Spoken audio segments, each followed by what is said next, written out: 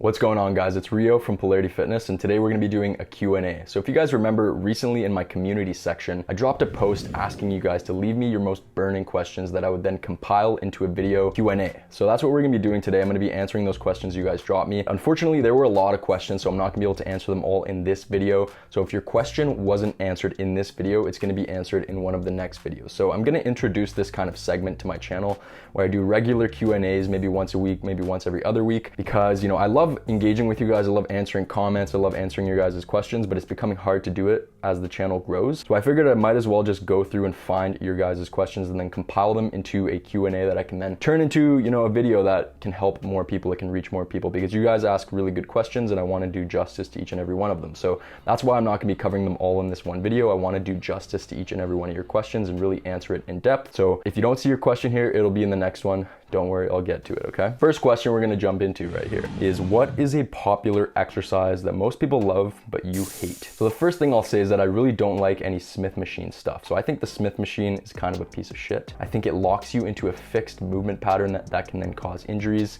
And that's kind of the reason why most machines are bullshit. I think they kind of lock you into a fixed movement pattern. And for a lot of people, it's not going to suit your structural figure and it can cause injuries. So that's one of the reasons I don't like Smith machines. That's not the exercise I'm gonna go with here. The exercise I would probably say is chest flies. The reason being is that chest flies are such a waste of time, man. You guys have asked me many times, like, why don't you include chest flies in your program? It's not that they won't build your chest, they're just not a very bang for your buck movement. And I like to really focus on the most bang for your buck exercises, the ones that are gonna, build the most muscle for the least time invested. If you're doing chest flies instead of a chest press, you're essentially saying that your triceps are big enough, that you don't want to work more muscle, that you don't want to build more muscle, because you're attempting to isolate the pecs when really you could just do a press and you'd get not only a better chest stimulus, but you'd bring more muscle into the equation. You work your triceps harder, you work your delts harder. It doesn't make sense to me. I don't understand why chest flies are so fucking popular. A thick chest is going to be built with chest presses, with heavy bench presses, heavy dips, heavy dumbbell presses, things like that, right? So that's probably the exercise I go with. I don't like chest flies at all. Second question, why do you keep your volume so low? The general consensus is 8 to 12 sets per week per muscle group, and you only do a fraction of that. Also, studies are generally in favor of higher volume training. Okay, this is gonna be a juicy question right here. So the first thing to always remember, guys, is that everything always ties back into progressive overload, into getting stronger. Everything ties back to that. Everything else is secondary to that fundamental principle, and I will say that until the day I die because it's the truth. If you're a drug-free lifter, you cannot separate size and strength. The focus always needs to be on getting stronger. And simply put, we'll get more into depth on why high volume training is mostly bullshit, but simply put, it's much easier to get stronger on a low volume approach than a high volume approach. So let's first talk about the issue with high volume training, and then we'll flip that around and talk about why we use low volume training. So there are two main issues when it comes to high volume training. So the first issue is that you're not gonna be able to train hard enough to stimulate muscle growth. You're gonna be doing so much work, you're gonna be doing so many sets, so many different exercises, that you have to dilute your effort and your focus and your intensity in order to get through it all. So you end up not actually being able to train hard enough to stimulate muscle growth. So that's number one. And then the next thing is simply that it's very easy to overtrain when you're doing lots of volume. It's very easy to overtrain. It's very easy to fatigue yourself and prevent yourself from actually being able to produce those progressive poundages, the progressive overload over time. So those are the two main things, man. It's very rare for a normal drug-free person to be able to show up to the gym for 4+ days a week, do tons of volume, and still be able to train hard enough to create adaptation, to stimulate muscle and strength gains. And even if they can stimulate muscle growth with that much training, which is rare, they still only have 3 or fewer recovery days per week, which is just not enough to be able to respond to the stimulus that you create in the gym, okay? So those are the first two problems with high volume training, and there are really two training methodologies in the fitness world, in the training world. There's high volume, low intensity training, and then there's low volume, high intensity training. And unless you're on drugs, you cannot train with both a high volume and high intensity. There's a trade-off that you have to make when it comes to volume versus intensity. And taking the lower volume but higher intensity route is always more productive for drug-free people, because it allows you to put full focus, full energy, full attention into your training, and thus train hard enough to actually create muscle growth, to stimulate muscle and strength gains, right? The more sets you do, the less likely you are to train hard, because as I said, you have to dilute your focus to get through it all. Because if you're gonna train with a higher volume, you have to to inevitably lower the intensity in order to get through all of the training. And so the next thing is that it simply helps you facilitate fast recovery between workouts and thus produce progressive overload. That's the bottom line. That's why it's very, very fucking simple, guys. That's the bottom line of why we use low volume training with Polarity Fitness. It's because it allows you to train hard enough to stimulate muscle and strength gains, and it gives you enough recovery between workouts so that you're stringing together progressive workouts where you're consistently getting stronger. And that's the bottom line. You guys got to look at the guys promoting these crazy high volume training approaches. They're literally always tiny and weak, unless they're on drugs, of course, because when you're on drugs, that's the only time when you can tolerate this crazy high volume, like 30 plus sets per week per muscle group. That stuff is absolutely insane, guys. And with all due respect, a lot of the science-based influencers are kind of a joke, man. They're kind of a joke.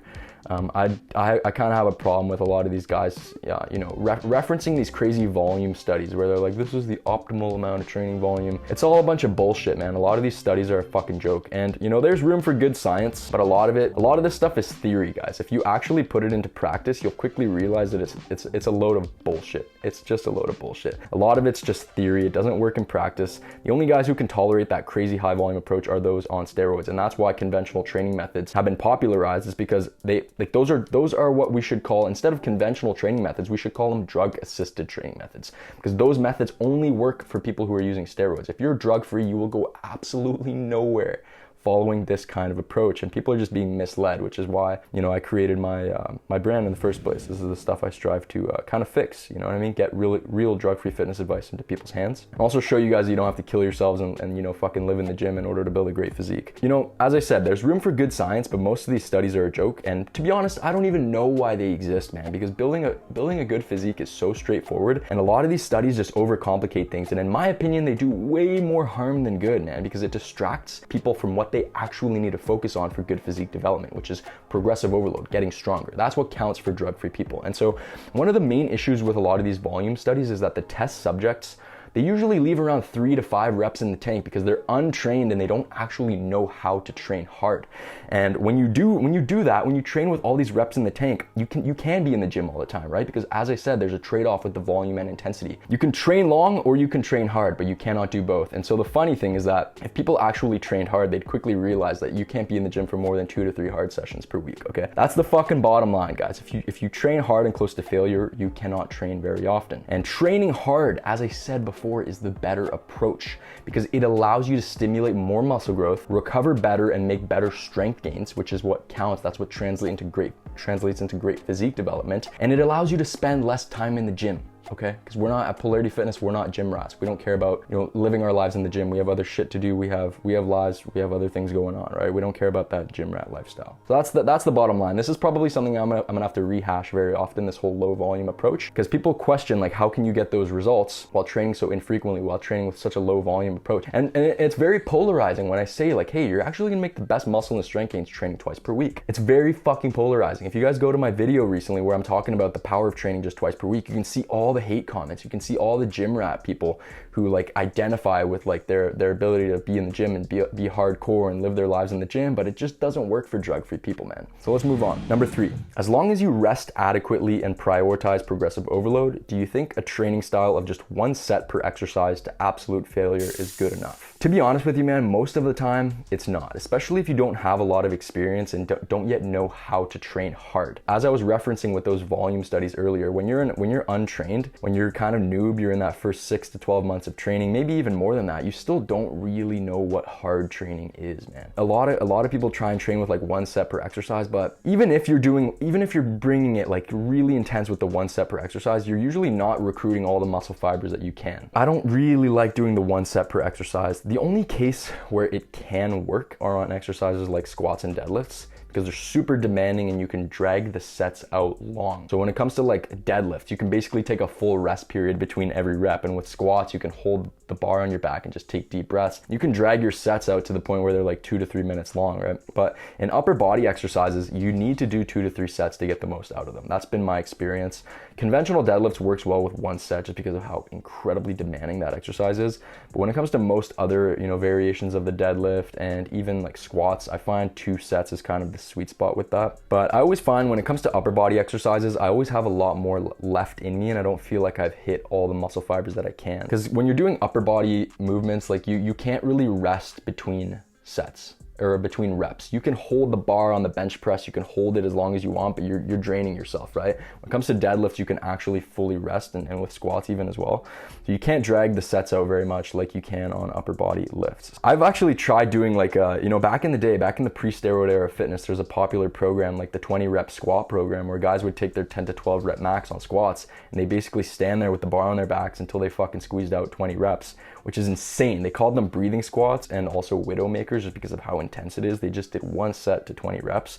I did it once, guys, and I nearly fucking pissed myself. So I'm never do that again. It was way too intense. I prefer to do like two sets, like an extra set, but with slightly less intensity, because you're basically training beyond failure with that kind of approach. Because as I said, you take your like 10 to 12 rep max and you squeeze out 20. It's insane, man. It's insane. It's way too difficult, man. You can get the exact same benefit doing like 1 or 2 more sets and then, leaving maybe like 0 to 1 reps in the tank. That stuff is just insane. It also makes it hard to get stronger. You kill your enthusiasm for training, man. When you're training like that level of intensity, doing like 1 set and you're pushing beyond failure, which I never recommend. Because here's the problem with these like intensity heightening techniques and these like 1 set to failure and then doing the negatives and all of that. Ideally, guys, you would train. You would train as frequently as you possibly could. You would train with the ability to create frequent growth stimulus. You want to actually train like as often as you can in order to produce the progressive overload. Like for example, if you could train every single day and create new stimulus and you could get stronger every single day, then that would probably be the best way to go, right? Because you'd be producing the most frequent bouts of growth stimulation. But for drug-free people who are training hard and focusing on getting strong, you can't train that often, right? But ideally, you want to train as frequent as possible. So that's why I like the twice a week full body. And so that's the issue with a lot of these crazy high intensity techniques like the 1 set to failure and beyond. You're absolutely destroying your recovery. You're better off taking it a little bit easier, not killing your recovery so much that you can then, recover in time to actually grow from the stimulus you created in the gym. Because hard work in and of itself isn't going to produce the growth stimulation. It's that consistent strength gain. If you're killing yourself in every workout to the point where you're not able to recover and grow back stronger for the next one, it's not productive. So training intensity is not the be all end all. And I've made a video about this, like the truth about high intensity training. So you guys can check out that video, and that's kind of my thoughts on that. You can mess around with 1 set per exercise on squats and deadlifts if you really want to, but I prefer 1 or 2 sets for conventional deadlifts, around 2 sets for squats, and then 2 to 3 sets for upper body exercises typically. How would you program hip thrusts in a 2-day full body routine for a girl that wants to maximize glute gains on the deadlift day or the squat day?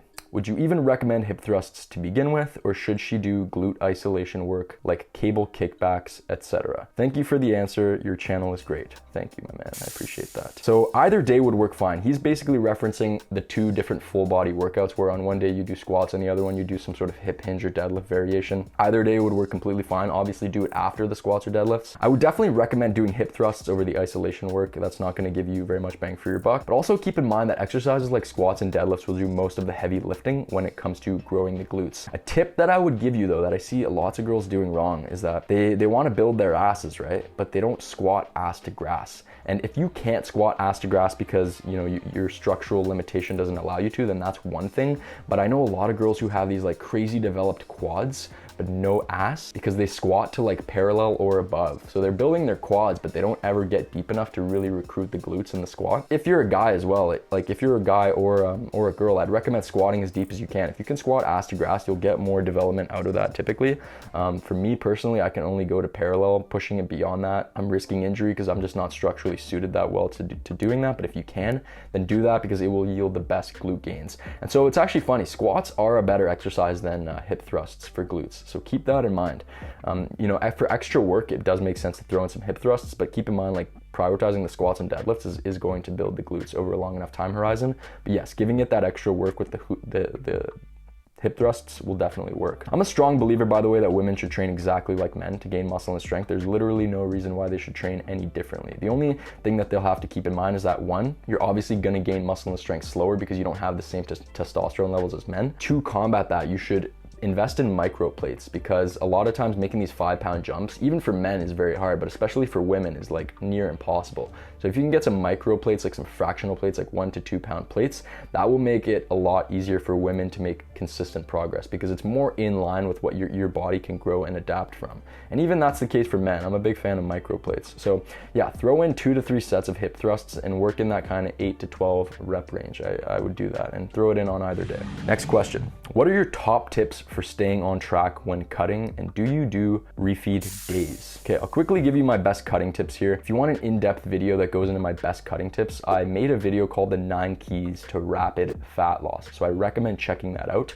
It's probably my best video on fat loss. I go into like a concise and in-depth video on my best tips for fat loss that I've learned over the years, because I've been through many cuts, man. Believe me, I've been through many cuts and I've made a lot of mistakes when it comes to fat loss. So I'll quickly run through the 9 keys here. These are my best tips for fat loss. So the first one, eat in a small to moderate calorie deficit. Okay, I cannot stress this enough. The long road is the fast road when it comes to fat loss. It's the same thing with lifting. It's the exact same thing. I told you guys how if you rush progress, if you rush weight onto the bar, you get caught up in the progressive poundages, and then rapidly throwing weight onto the bar before your body's ready, you quickly hit this bump where Mother Nature tells you to back off, and then you regress, you get injured, and then you plateau, right? The same thing goes for fat loss. So if you try and make really fast progress, you put yourself in a very steep calorie deficit, you can make some rapid progress for short periods of time, but you're gonna hit this bump where you're gonna get into binging, and then it ends up being this like crazy long process, whereas it would actually have been faster if you embraced a smaller calorie deficit and then were more consistent.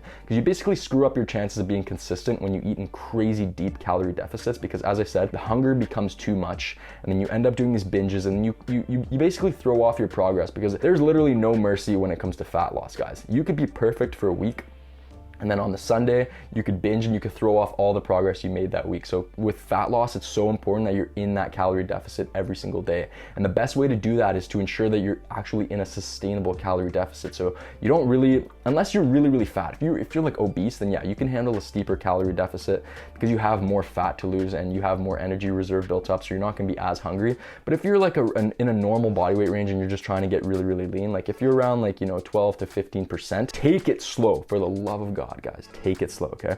And so the slower you cut, the less muscle you'll lose, and the more likely you are to maintain the fat loss afterwards. So I've gone through periods of really aggressive fat loss, and then what happens is that since it just wasn't sustainable, like I could use my willpower to maybe get through a month or two, but I just binged and ballooned right back up afterwards because it just was not sustainable, right? So I strongly recommend taking it slow, eating like a 300 calorie deficit. That's probably the best way to do it. And so you'll maintain the fat loss afterwards when you're done the cut, and you'll also maintain more muscle mass. So the next tip, eat filling and satisfying foods. So lots of whole foods, lean animal proteins, fruits, vegetables, foods that really fill you up. Like, no one ever got ripped eating, Pop-Tarts and chips and like protein powders and stuff like that. It's just not gonna work, man. If you're gonna be hungry every day on a fat loss diet, good luck. You're never gonna succeed. So eat lots of whole foods, because whole foods, single ingredient foods, are gonna keep you the most full. They're the most nutritionally dense. So eat lots of whole foods, lean animal. The focus when you're cutting should always be on lean animal proteins, lots of lean meats, Greek yogurt, and fruits and vegetables. Really emphasize the fruits and vegetables, lots of fiber. It's gonna keep you full, okay?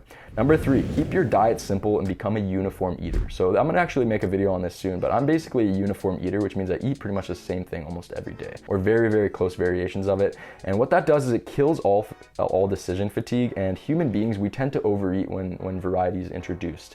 We do not do well with variety as human beings when it comes to diet, even when it comes to training. Like too much variety is not that good. It's not really the spice of life when it comes to especially fat loss, but fitness in general. So eat the same thing every day, and keeping the variety low, keeping your diet simple, will ensure that you're actually hitting the right calorie target that you say you are. So I always tell people, if you can keep your meals very simple, you're gonna probably have a much higher likelihood of achieving success, because you're actually gonna be hitting on the calories that you think you're hitting on. So when you're making these crazy rambunctious meals where you're throwing in like 1,000 different ingredients, it becomes literally impossible to track. And there's 2 different problems that people run into when it comes to fat loss, there's tracking calories and then there's the adherence to the diet. So tracking just means, are you actually hitting the calories that you think you should be hitting?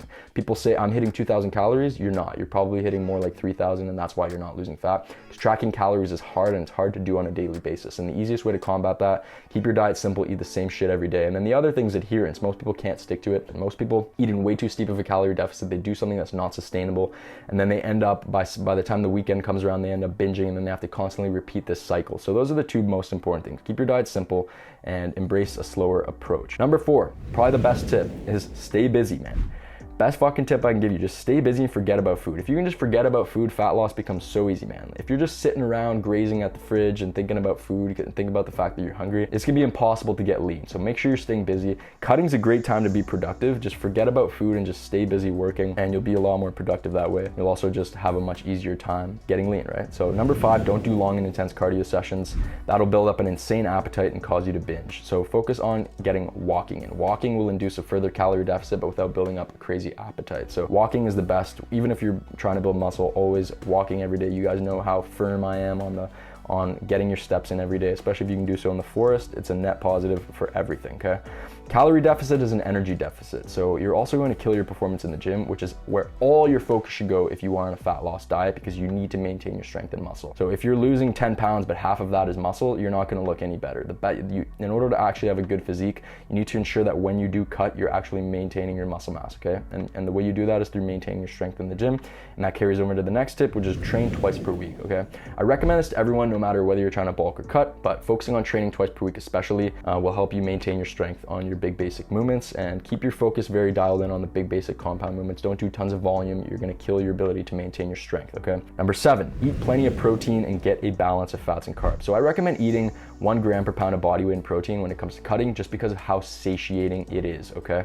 So keep the protein slightly higher on a fat loss diet, especially if you have a big appetite like myself. You can even raise it to 1.2 grams per pound of body weight, which really helps with satiety. I cannot stress this enough, okay? Fats and carbs should be balanced to keep your hormones on point. You don't ever want to miss out on any of the food groups, guys, or any of the macronutrients. Fats and carbs should be balanced to keep your hormones on point and to keep your energy high for training, because your carbs are your training fuel. Keeping your glycogen stores topped off, which is not really going to be the case when you're cutting. Your glycogen is going to be kind of depleted, but ensuring that you get enough carbs will ensure that your training will go well, okay? The next tip, sleep 8 to 9 hours per night. The more you sleep, the faster you will lose fat, the more muscle you will maintain, and the lower your appetite will be. Fat loss is so incredibly important, and it regulates the hunger hormones, right? So if you don't sleep enough, you're gonna find that your appetite is insane. You're gonna end up overeating. So the more you sleep, the easier time you'll have losing fat. It's a very underrated fat loss tip. Sleep a lot, okay? The last tip, drink lots of water, stay hydrated. A lot of times our hunger is actually dehydration, and when you feel hunger, like drink a glass of water, drink a bottle of water, and a lot of times you'll actually not feel hungry anymore, and then you can push your food a little bit further away. As for refeeds, I recommend using them when you need them, okay? So I'm not a fan of scheduled refeeds, because a lot of times you build up this strong momentum when it comes to fat loss and eating in a deficit, and if you tell yourself, like, I'm gonna have a refeed on Friday, but you're actually, fine in the calorie deficit, you're not feeling hungry, then you can actually screw up your momentum. So fat loss is very much a momentum game. Once you get momentum, you can actually really coast yourself to a lean body fat percentage with when it comes to eating in a calorie deficit. It becomes very easy at a certain point once you push through that initial phase of hunger. So, it can screw up your momentum, it can raise your appetite. So listen to your body and take diet breaks here and there when you feel the need. So remember, the long road is the fast road. You want to coast your way there slowly. So the slower you cut, the less muscle you'll lose, and the more likely you are to maintain the fat loss. So take small breaks on your fat loss phase, and this depends on how long you have to cut for. But if you're like very overweight and you need to cut for like 6 months to a year, take breaks, man. A lot of times fat loss, when you're in that kind of healthy body weight percentage of like 12 to 15%, a lot of times you can get as lean as you want within 2 to 3 months without having to take any sort of break. But if you're cutting for slightly longer, you want to take it even slower, maintain more muscle mass, keep your hunger dialed in, then I recommend taking like little periods of diet breaks to eat at maintenance or even slightly higher. And that'll also help you maintain more muscle, get your training moving better again, okay? So that's it for that question. The next question, best training and nutrition tips for someone who works a physically demanding job with lots of overtime over time? Construction, mining, factory workers, etc. Good question. So what you have to understand is that my advice with Polarity Fitness is tailored to individuals who have lives outside of the gym and who are drug-free with normal genetics. So basically the masses, that's basically who I target my information to, right? Which is funny because, you know, the information in the fitness industry is targeted at the minority, people with steroid users, people who are steroid users and have incredible genetics for muscle building. But this stuff is actually masses advice, even though it seems like it's very niche advice. This is actually the shit that would get results for the masses and for pretty much everyone who follows it, right? My advice will already be 10 times more effective for you than any of the conventional bodybuilding shit, because that stuff's gonna be make it impossible for you. You already have excessive demands upon your recovery abilities, so training with a high volume approach is gonna bury you into the fucking ground, man. So the only difference between the normal advice I would give and then to someone like you as even more excessive demands upon your recovery, you know, you might have to abbreviate your training even more. So my training philosophy, like the training routines are already abbreviated relative to conventional bodybuilding routines, which just means that they're shorter and more concise versions of a lot of the bodybuilding routines. They're very short and infrequent and intense, right? So in my program, I have a section that's called super abbreviated routines, and I'll make a video about this soon for you guys because it's very valuable. But they're essentially the same routines that I promote, but pruned back even more. So they're super abbreviated versions of the already abbreviated routines that I recommend. Instead of doing like the 6 exercises per workout that I usually recommend, you basically do 3 exercise routines that just focus strictly upon the basic compound movements. So instead of doing lots of isolation work, you would literally get rid of all that shit and just focus on 3 exercise routines, which are just gonna be your core group of movements, your foundational lifts that you're striving to master. You'd only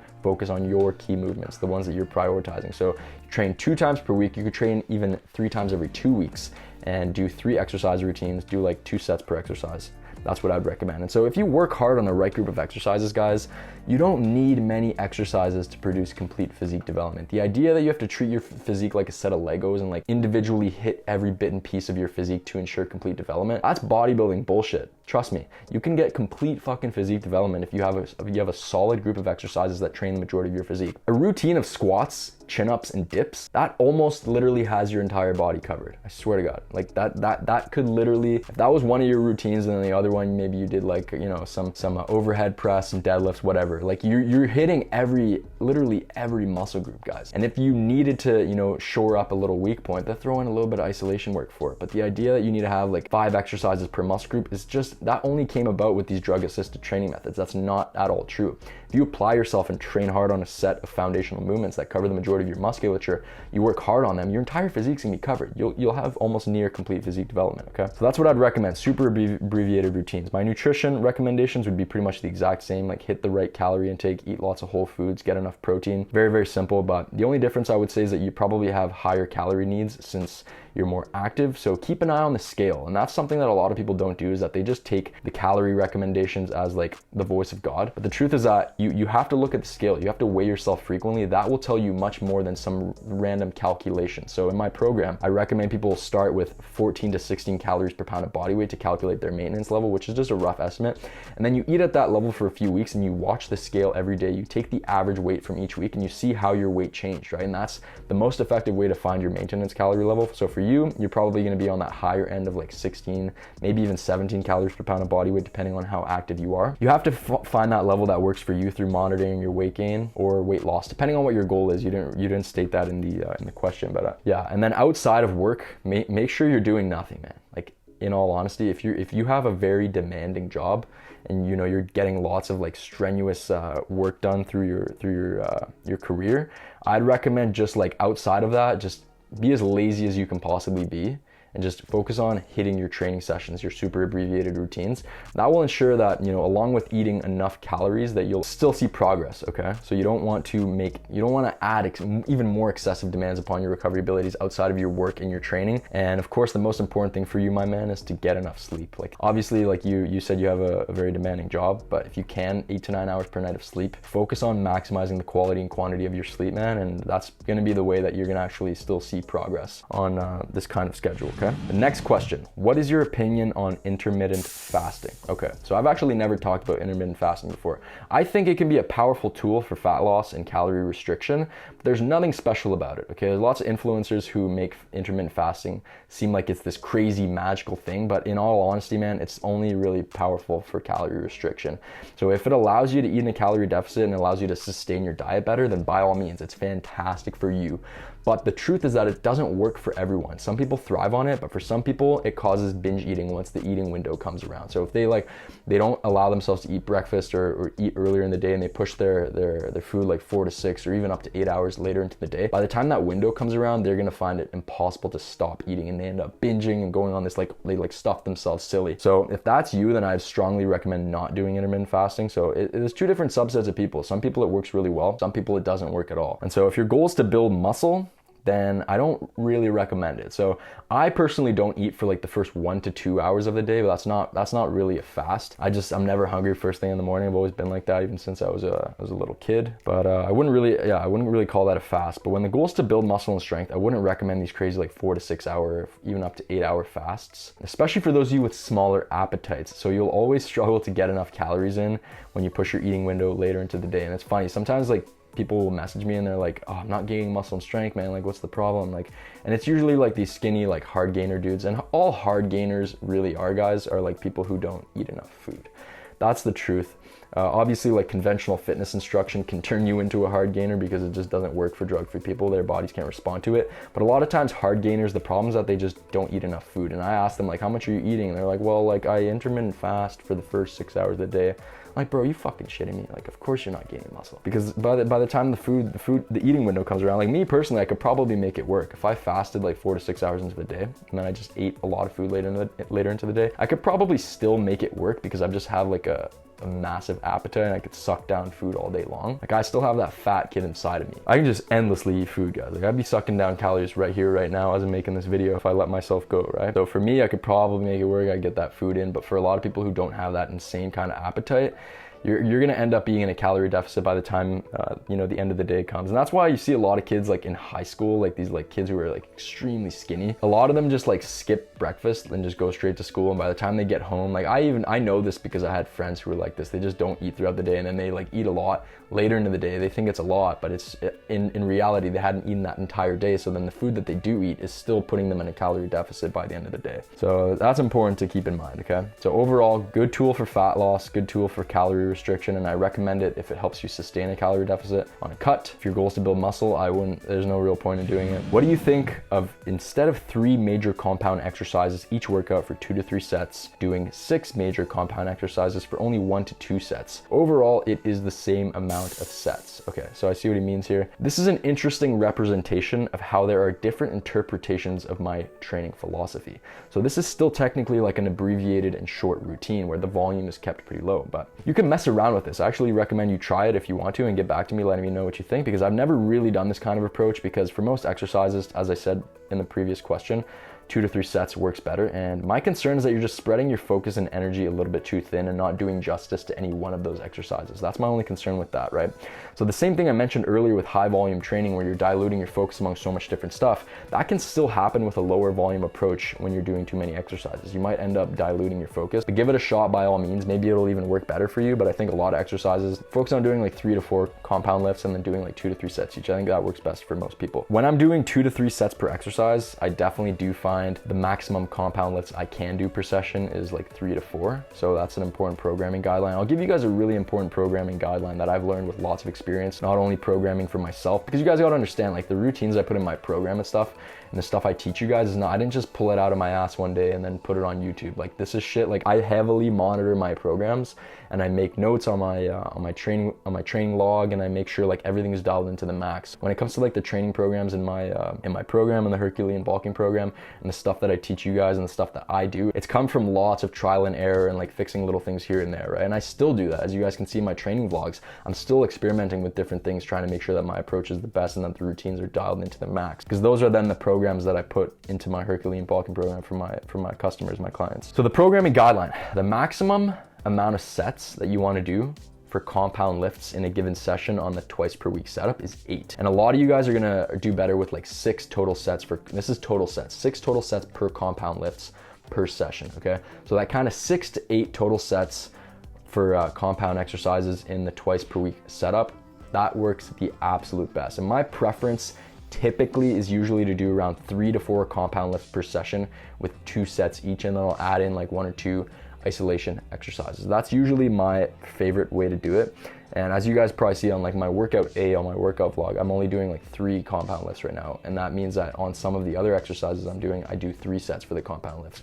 So it depends. I kind of try and stay within that 6 to 8 total compound lift sets in each workout. Hope that made sense. So number 8, do you change your workout routine during a cutting phase? Do you do the 2-day-a-week full body split, or do you train 3 times every 2 weeks for more recovery? How do you come back to bulking after the cutting phase is over in terms of training and diet? Should you expect to lose strength while cutting or maintain it? So the only change I make when I'm switching from bulking to cutting is a slight reduction in training volume. So typically I'll do around 5 exercises per workout with 2 sets each.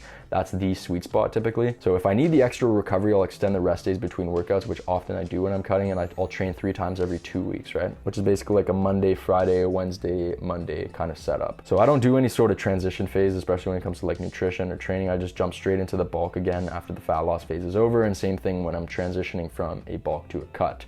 You'll usually gain weight pretty fast in that first month of bulking. So a lot of people freak out when they see that like 5-pound weight gain in that first month of bulking, and they transition back into a cut. But it's completely normal. It's just some water weight gain, and it ends up evening itself out. So don't worry, you're gonna gain lots of weight in that first month. You're gonna look a bit more puffy. Like you guys probably saw that on my physique. I look like I'm retaining a bit more water.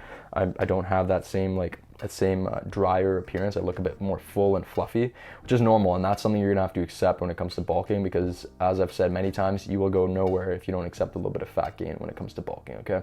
So as for strength loss, the goal on a cut is to always maintain your strength. So if you maintain your strength, you'll maintain your muscle. So there's a sliding scale here that's really important to keep in mind, because if you're going to push beneath 10% body fat, if you're gonna be sub 10% body fat, some strength loss is completely inevitable, especially on upper body presses. When it comes to like bench presses, overhead presses, it's literally inevitable. If you lose a little bit of strength, it's totally fine, man. The goal isn't to be super strong and jacked when you're cutting. The goal is to lose fat. So don't self-sabotage yourself by thinking that you have to be totally jacked and strong on a cutting phase. That's not the fucking goal. So you'll gain the muscle back and the strength back pretty quickly once you increase the calories, and the muscle memory will kick in. So don't freak out if you lose a bit of muscle and strength.